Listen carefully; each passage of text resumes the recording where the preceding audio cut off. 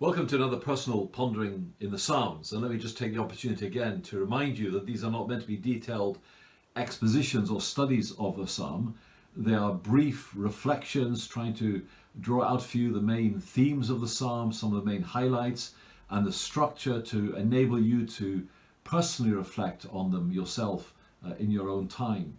So we've come to Psalm 36, and it's an interesting psalm because at first look, there seems to be two very sort of jarring sections to this psalm. But when you dig a bit deeper and think about it, you discover there are actually three sections that link all of this together in a very comprehensive and helpful way. I divide this psalm up into three sections. Verses 1 to 4, I describe this as the arrogance of the wicked.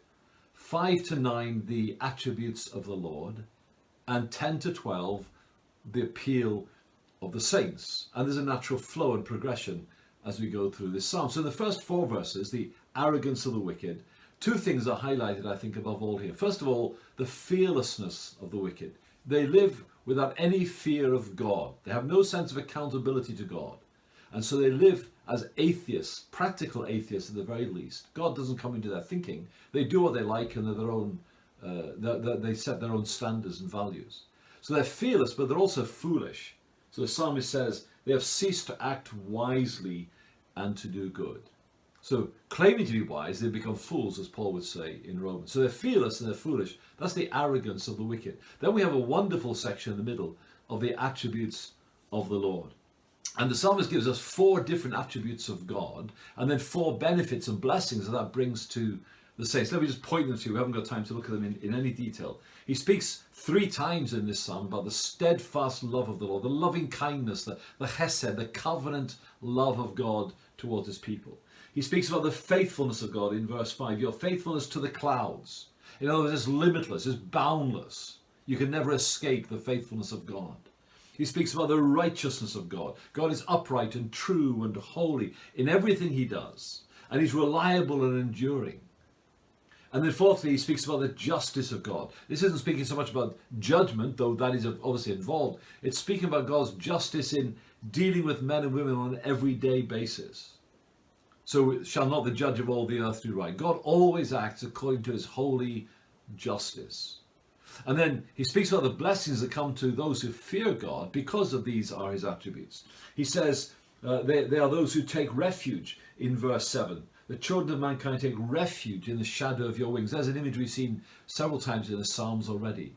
We don't take refuge in our own goodness or whatever else. We take refuge in God. He's our protection and our security.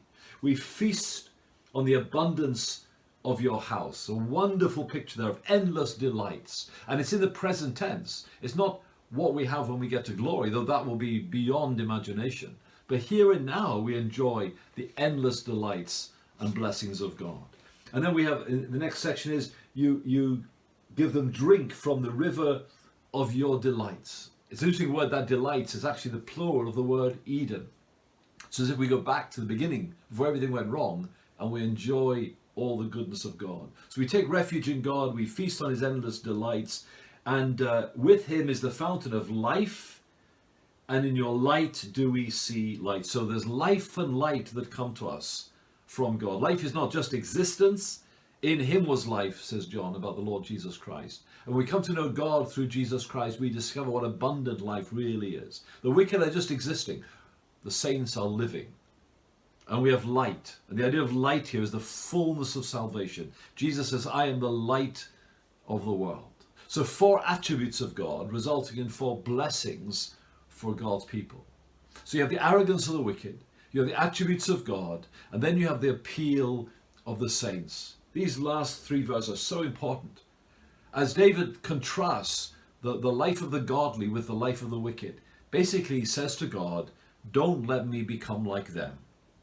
This steadfast love that you continue to show me, keep it going, Lord, so that the foot of arrogance may not come upon me, or the hand of the wicked drive me away. Keep me on the straight and narrow path. Keep leading me in the paths of righteousness. Keep me enjoying all the blessings of who you are as my God. Don't let me live like or die like the arrogant wicked.